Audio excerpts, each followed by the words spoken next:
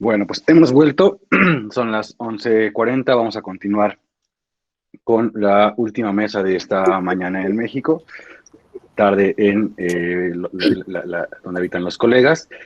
Y bueno, vamos a comenzar con esta mesa intitulada, es la mesa número 5, ¿es posible enseñar arte medieval en América? Experiencias desde Brasil y México.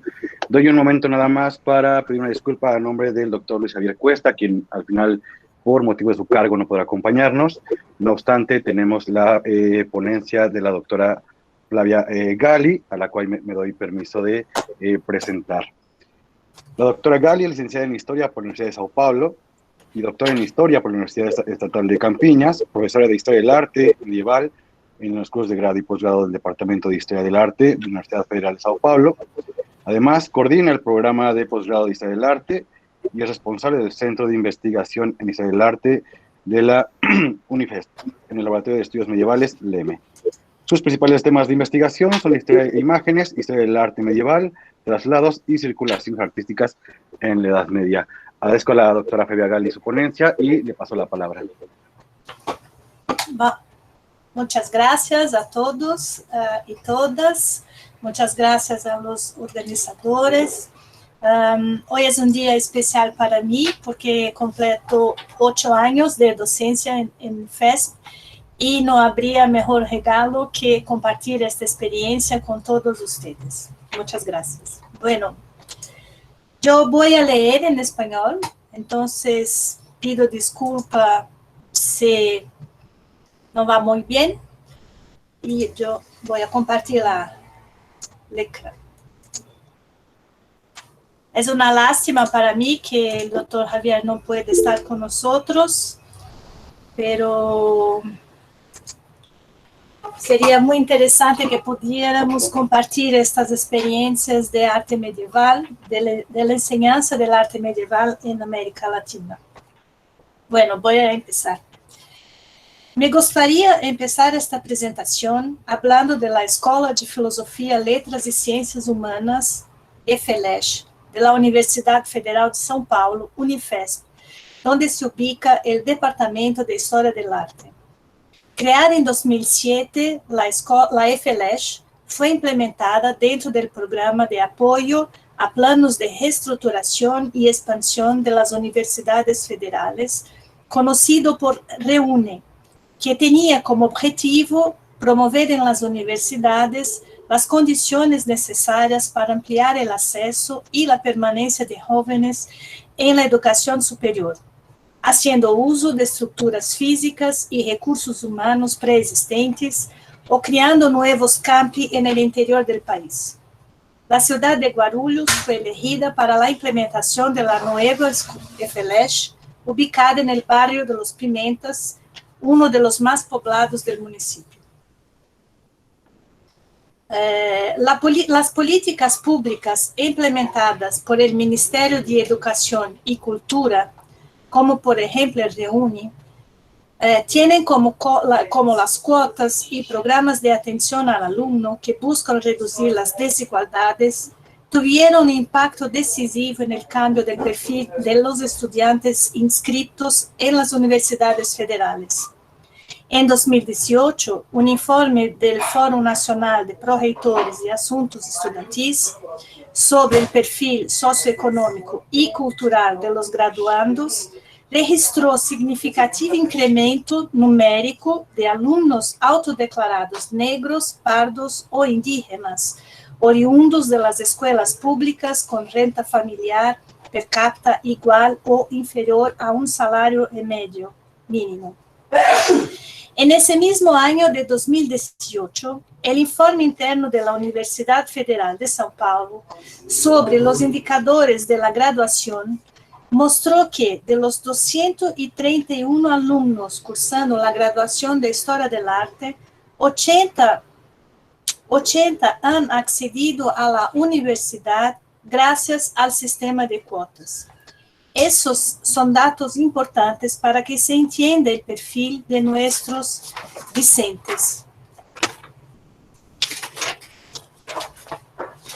En Brasil, la EFELESH fue la pionera en organizar el grado de Historia del Arte integrado a Filosofía y Ciencias Humanas, con conexões interdisciplinares previstas por el próprio proyecto académico del campus de Guarulhos. Implantado en 2009, ha sido también el primero a constituirse de forma autónoma en las universidades paulistas, o sea, como un departamento que se ocupó de la consolidación de un campo de conocimiento que en Brasil permanecía disperso, inserido en otras carreras, como arquitectura, comunicaciones, artes plásticas y historia.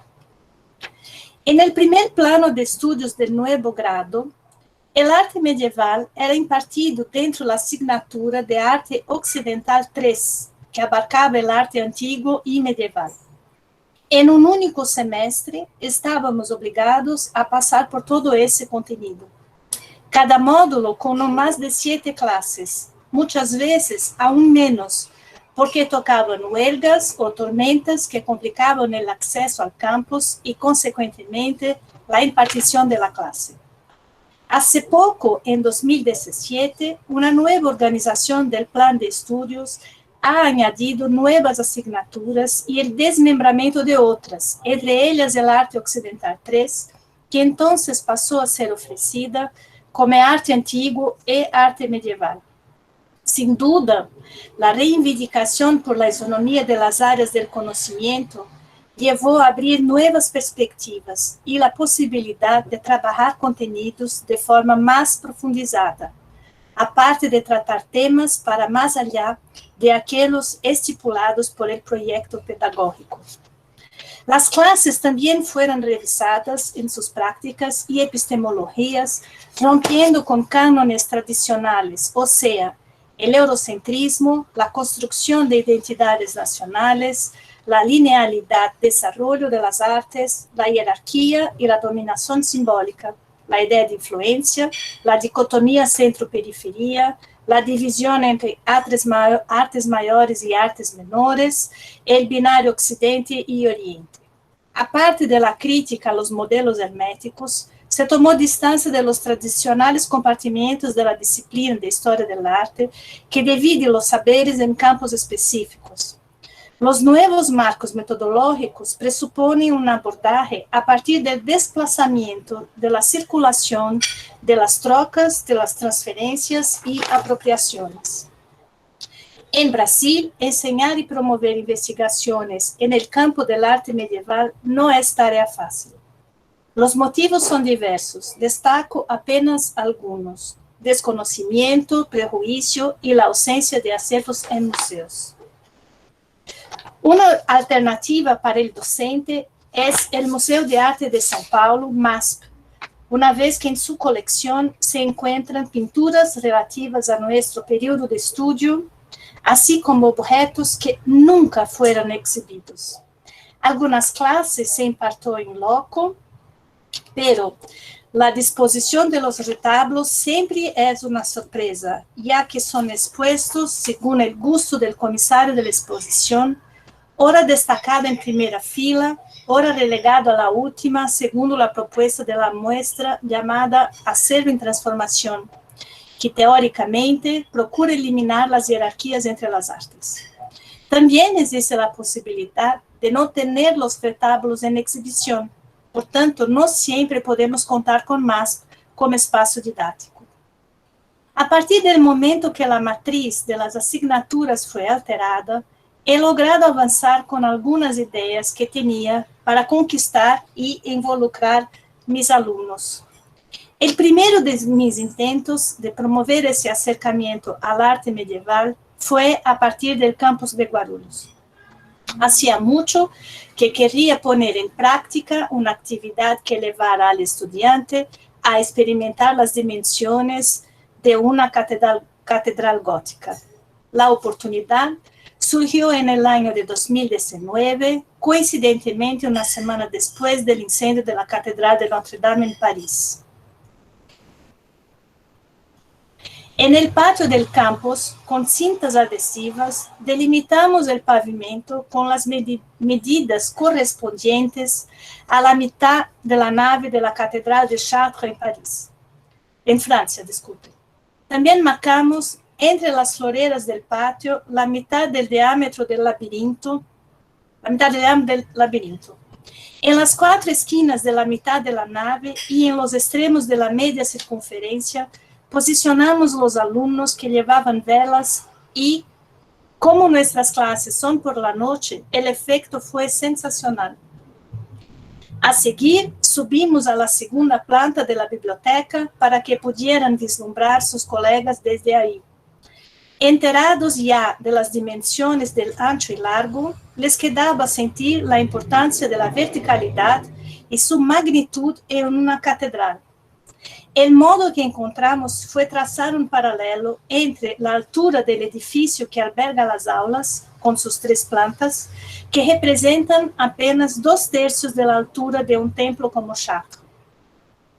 La segunda actividad realizada nace como idea en 2013, cuando he impartido en la graduación la asignatura La persistencia de la Edad Media en las artes visuales, en la cual procuramos identificar contenidos visuales, prácticas representativas, festividades o mentalidades del medievo que permanecieron o fueron revisitados en períodos históricos posteriores. La asignatura también ha propuesto la investigación de la persistencia del medieval en las artes en general, en películas y en posibles conexiones entre el material histórico visual medieval y eventos contemporáneos. Para el trabajo final, los alumnos deberían buscar por esas manifestaciones. Descubrimos un universo extraordinario de elementos medievales en nuestro entorno, desde pequeñas capelas o grandes templos religiosos.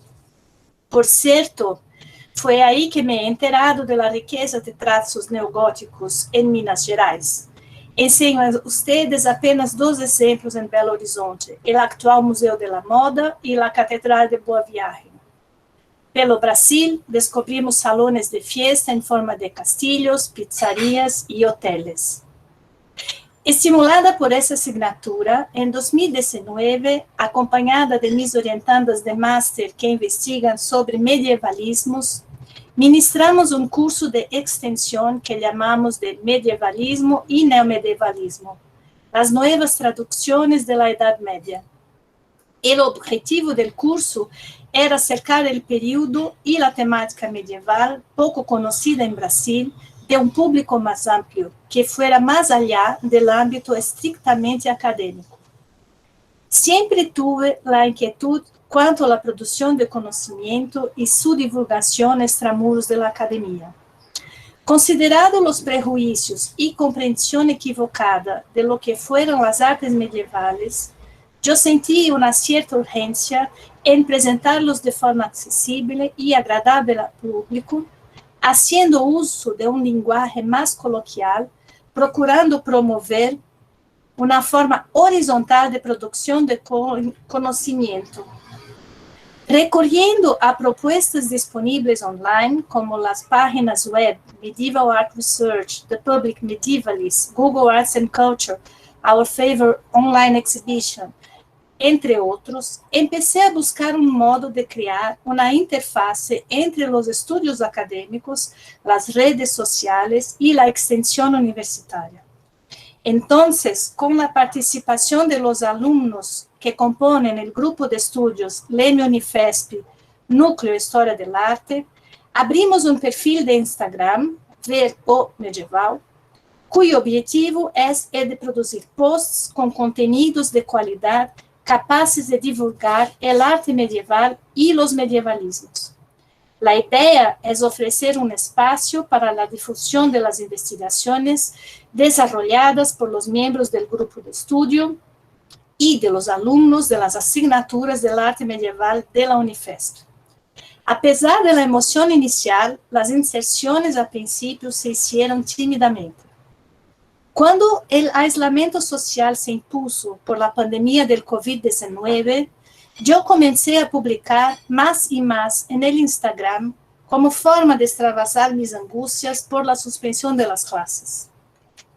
En mayo, Unifesp abrió la posibilidad de ofrecer disciplinas optativas online en la graduación en un intento de mantener el contacto con los alumnos con la universidad y evitar la evasión.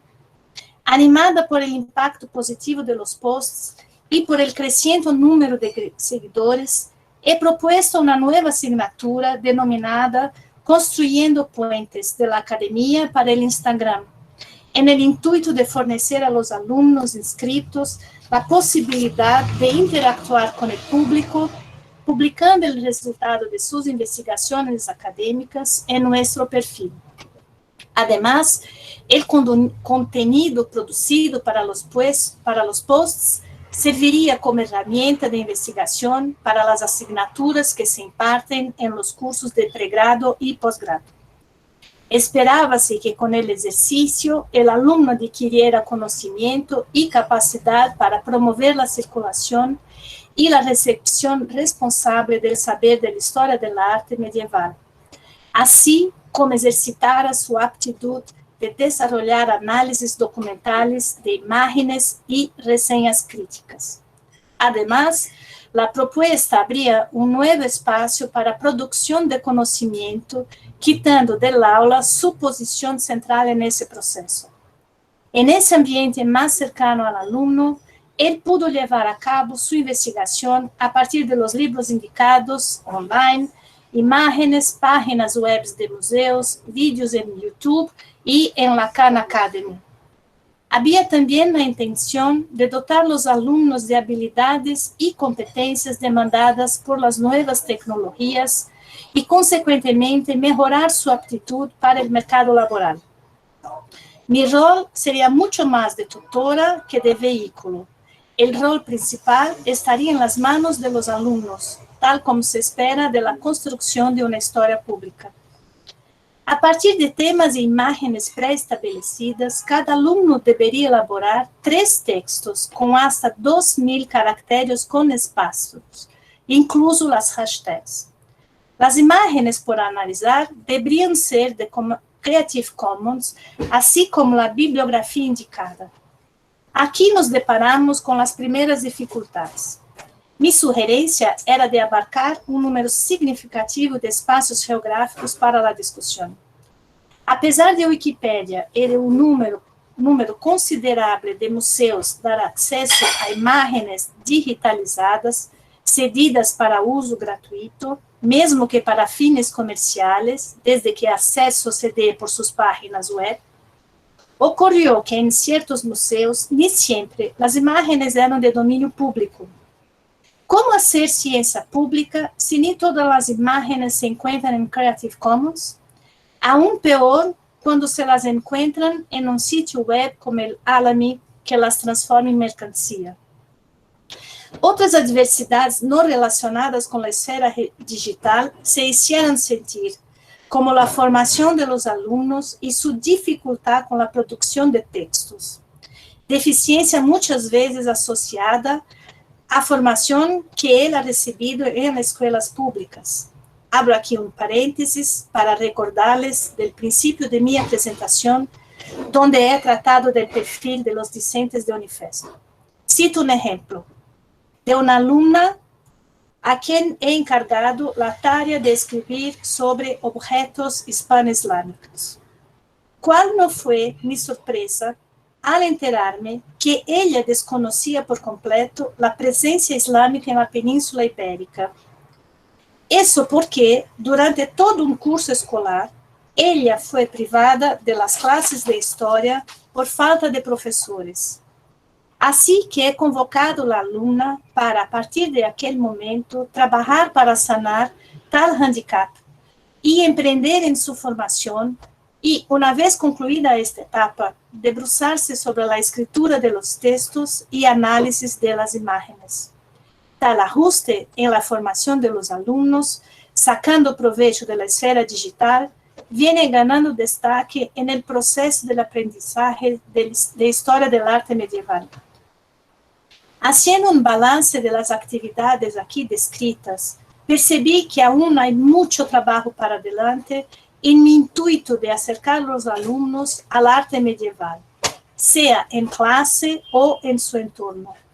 En el primer caso, cada vez se hace más nítida la importancia de nortear los contenidos desarrollados en cada semestre. Para tanto, solicito a cada cierre de periodo académico una autoevaluación anónima a los estudiantes. Con las respuestas en mis manos, consigo identificar los temas que han provocado más impacto, que han contribuido para desmistificar y desconstruir prejuicios, o que proporcionaron una conexión entre la realidad individual y el universo medieval. En el caso del experimento con Instagram, entiendo que la tarea es aún más grande, a empezar por las barreras impostas por las desigualdades sociales y de acceso al mundo digital, que todavía sigue siendo un problema en Brasil. Mismo con tales dificultades, el rápido retorno del público con likes sobre una publicación son señales claros del alcance de ese medio y de la aceptación o desaprobación por parte de un público increíblemente variado. Gracias.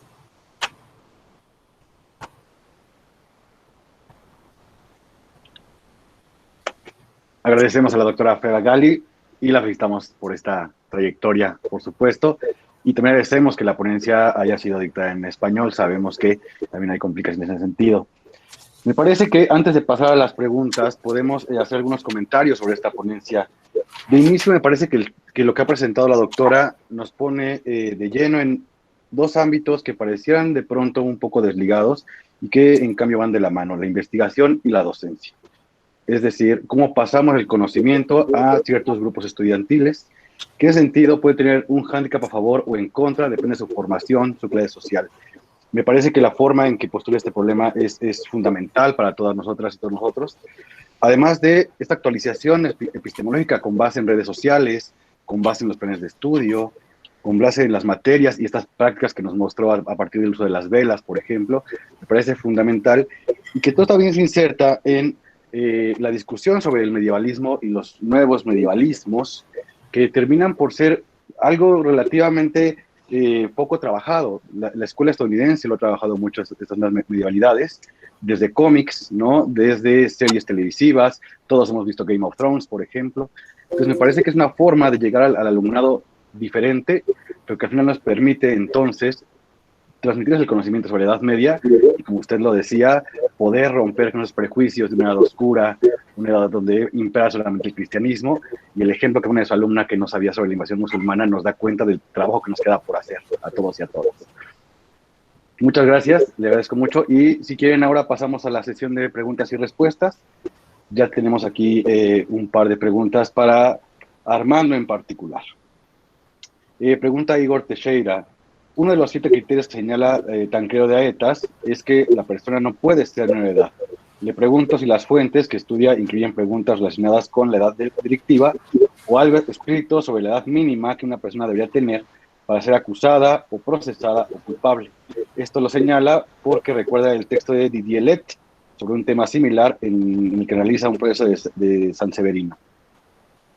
Disculpe, no podría repetir porque pasó un camión aquí. Me hizo mucho mal. Disculpe. No te preocupes, Flavia. Repito la pregunta nuevamente. Señala Igor Teixeira a Armando Torres.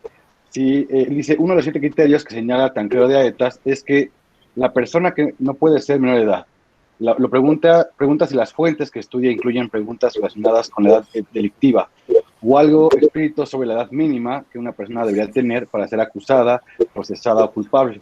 Esto lo señala con base en el artículo de Didier Let sobre un tema similar que analiza un proceso en San Severino. Yo creo que no comprendí la pregunta. Armando, ¿puedes hacerlo? Perdón, Flavia. Creo que la pregunta va para Armando. Que no entendí la pregunta. Flavia, es que la pregunta es de Igor para mí. Uh-huh. Sí. Venga, hermano. Bien, lo que sí, es una, bueno, es evidentemente una pregunta muy interesante. No conozco casos específicos, bueno, no me he dedicado a la búsqueda tampoco de ver en cuál es una edad mínima para poder ser acusado criminalmente. Lo que he estudiado fundamentalmente tiene que ver con los testigos y con aquellos que pueden ser considerados como los estimadores, efectivamente, y como también lo vemos muy claramente tanto en el texto de Filomena como en el texto de Paola, son usualmente no solo las personas que son mayores de edad, sino que son usualmente los senes, ¿verdad? Los más viejos son aquellos que son más preciados a la hora de tomar su testimonio, fundamentalmente porque se trata de pues, las personas con mayor experiencia, por supuesto. Y lo que se intenta probar en la gran mayoría de los casos es la costumbre, entonces es la experiencia acumulada a través de los años y que la que puede probar, como lo decía muy bien Paola ahora, algo que ha sido realizado durante largo tiempo de manera razonable. Pero en lo específico de la pregunta, que no tiene que ver con ser objeto de acusación, no podría informar más.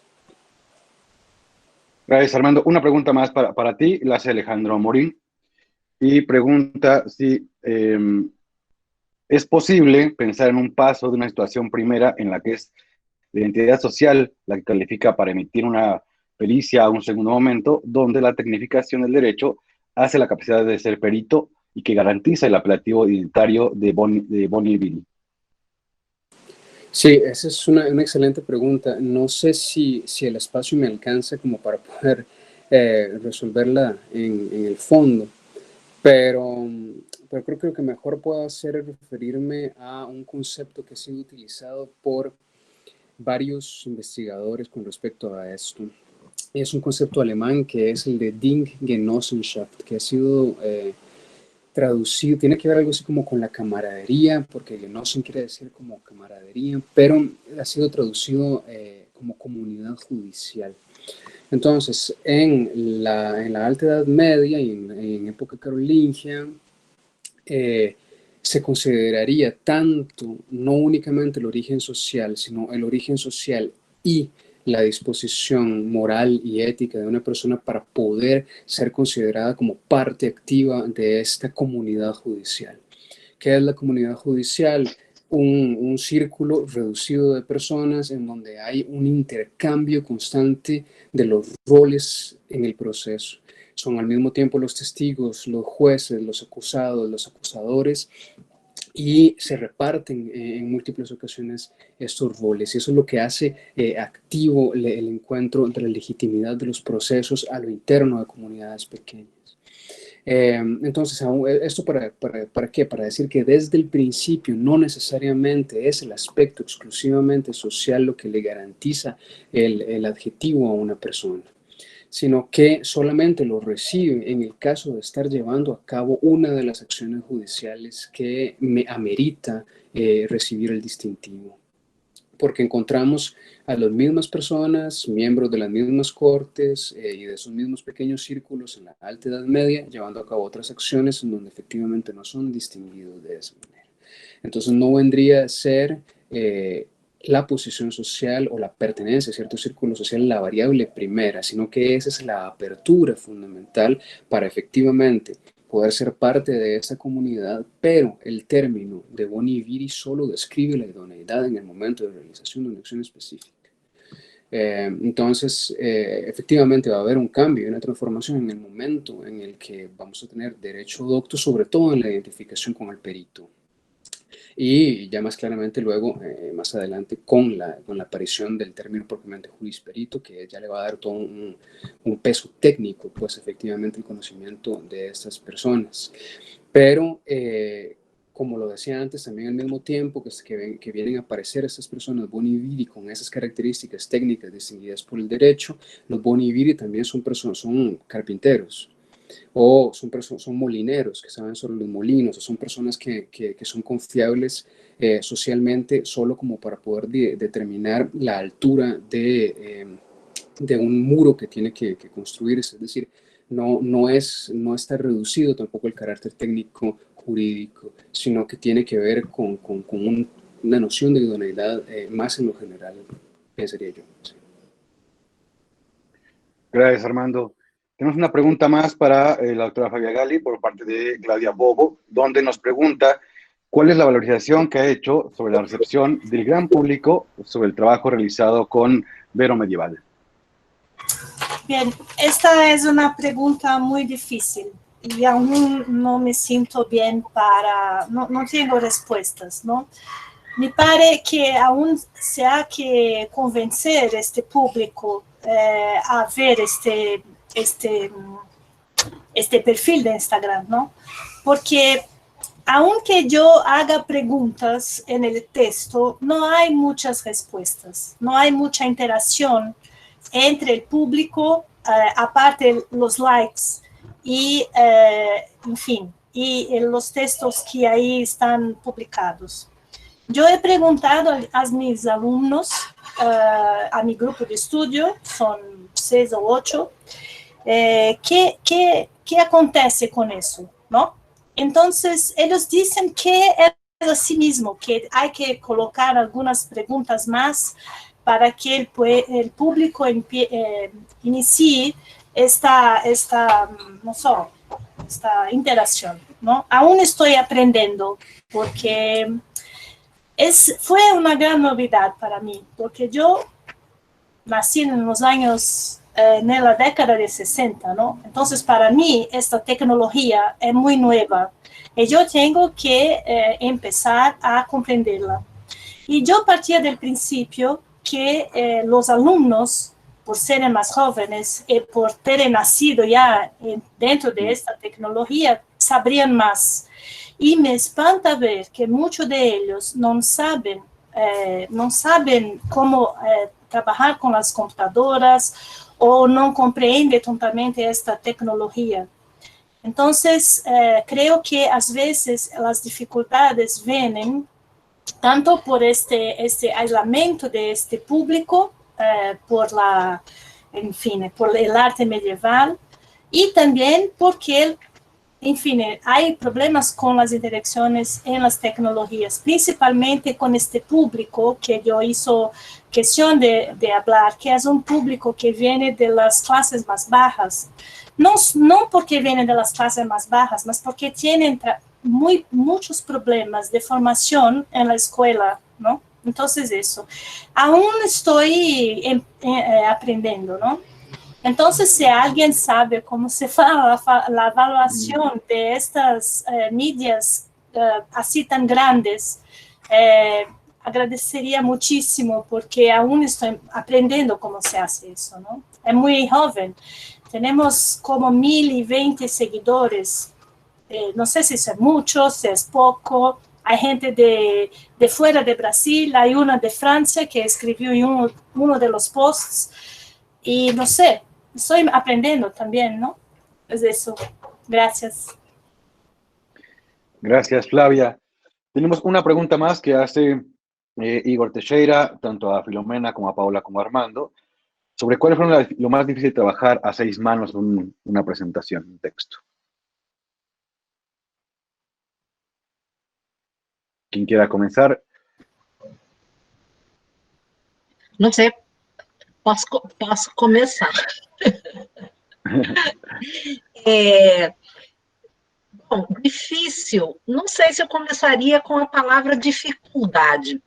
Eu acho que começaria com a palavra desafio, mas não creio, não sei, os meus colegas podem divergir de mim, mas eu creio que foram desafios que nos levaram a pensar sobre o próprio trabalho, os próprios conceitos, a maneira como nós os manejávamos, né, de um lado para o outro,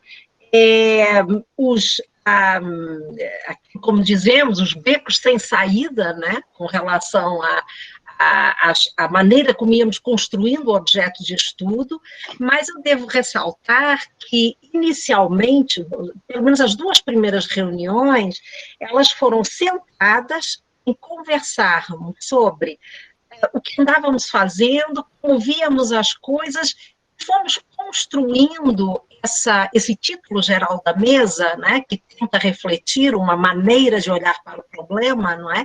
Ou pelo menos ressaltar algum aspecto, né?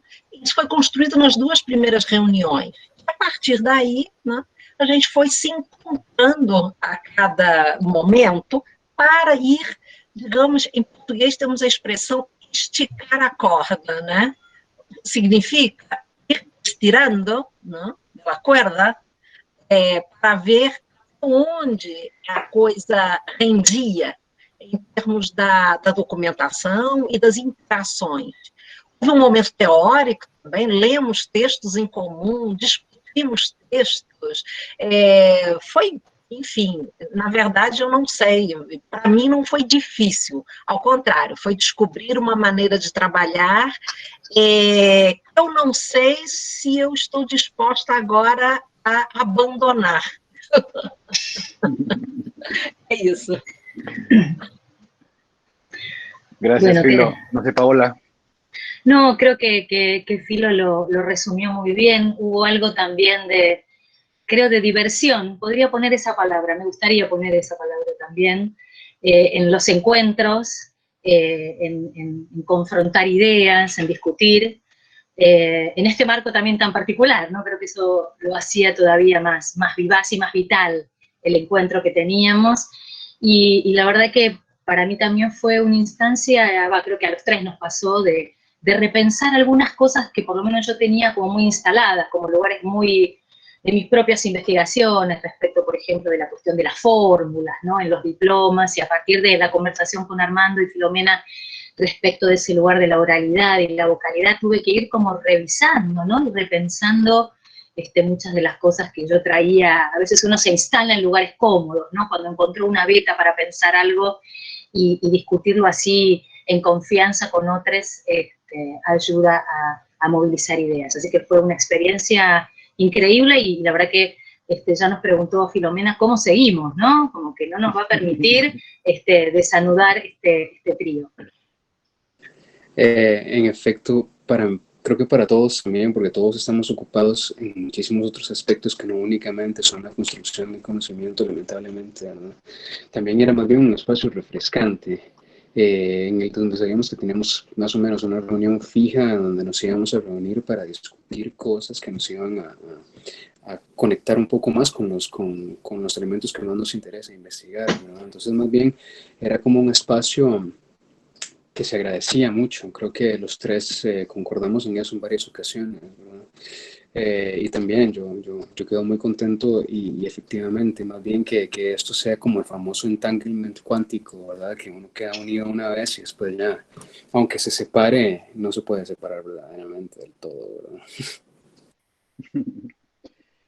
Gracias. Voy a hacerles una pregunta a ustedes 3 porque va al hilo de lo que estaban comentando. Pregunta Marcelo Cándido a ustedes 3. ¿Cuál es su valoración de los resultados obtenidos? ¿Qué resultados obtuvo el trabajo colectivo y qué trabajos individuales obtendrían?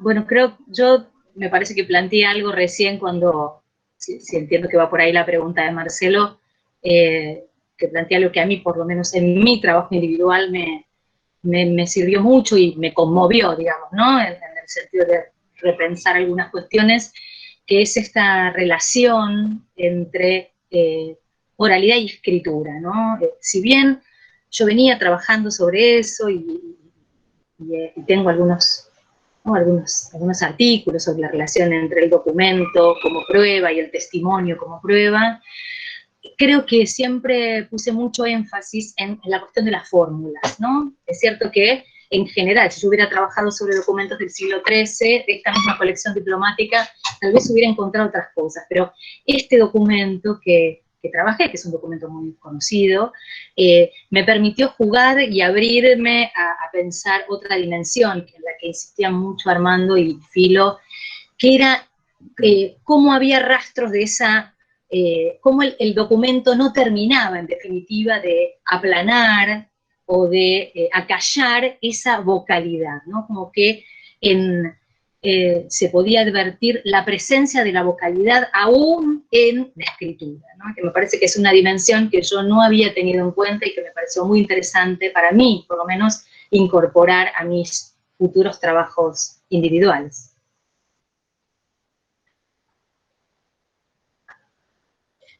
No sé, bueno, para mí, yo no sé si llegaría a los mismos resultados, pero yo creo que no. Si no hubiésemos hecho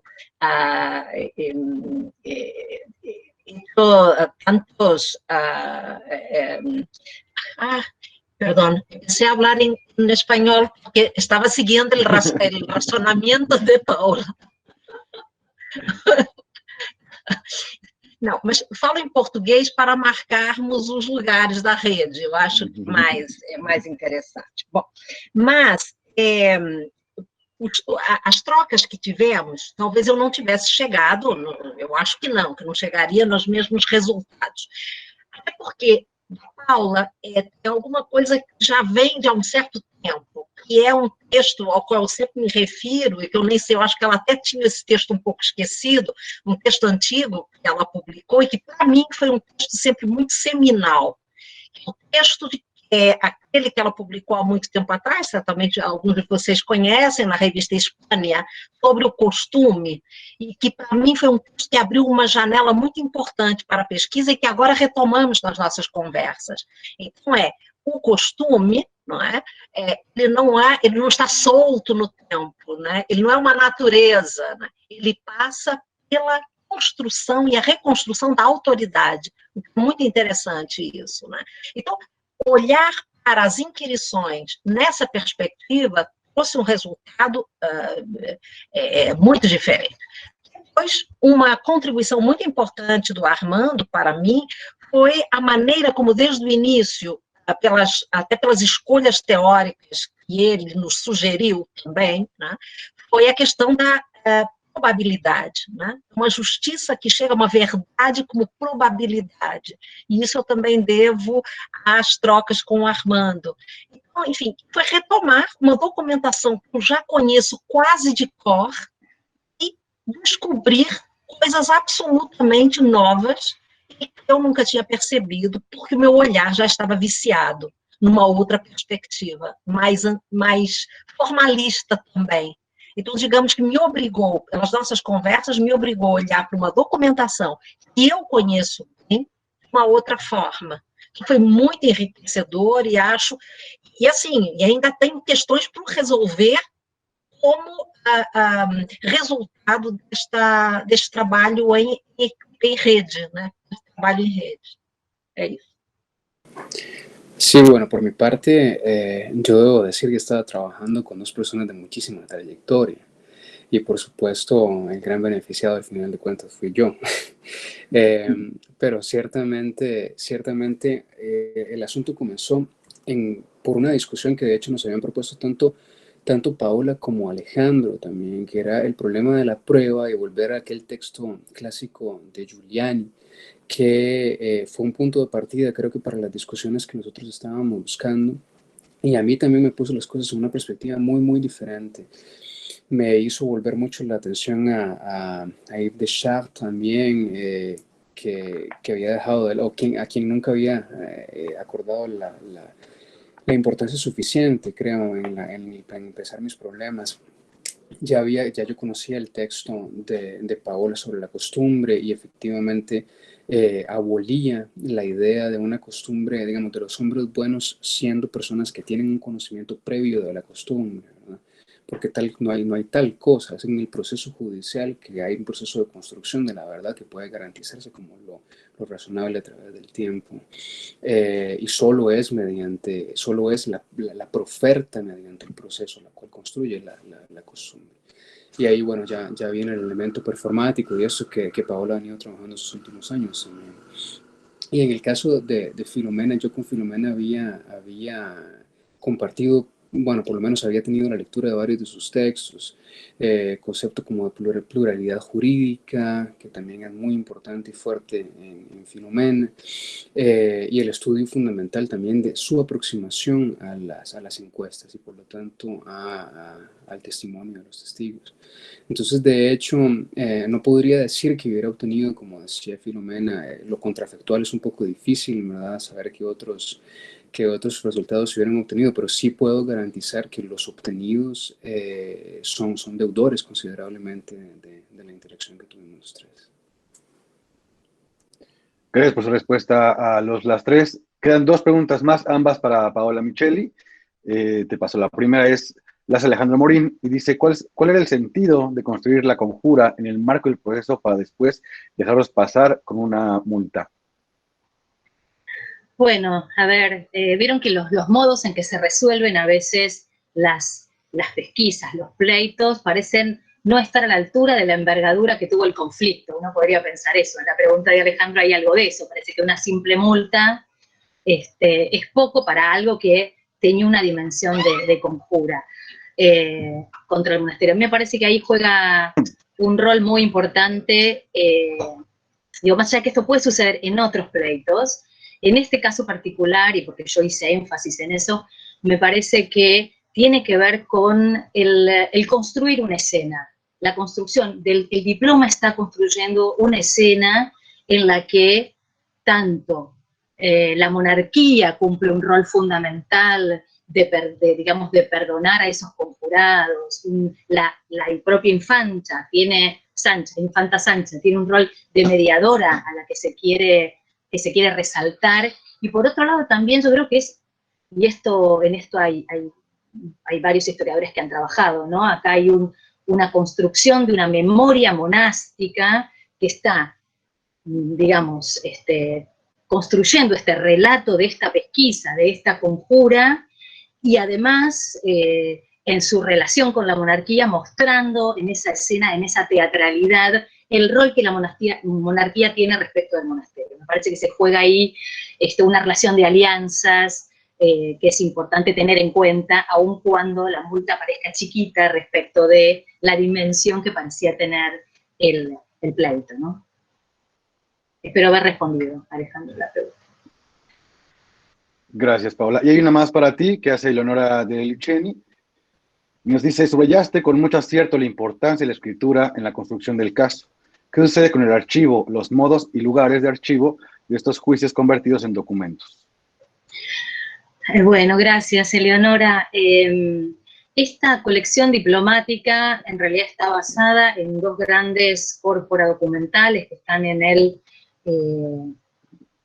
Archivo Nacional Histórico, en el Archivo Histórico Nacional de Madrid, que es el Becerro Gótico I y el segundo, en donde se encuentran ahí una cantidad de diplomas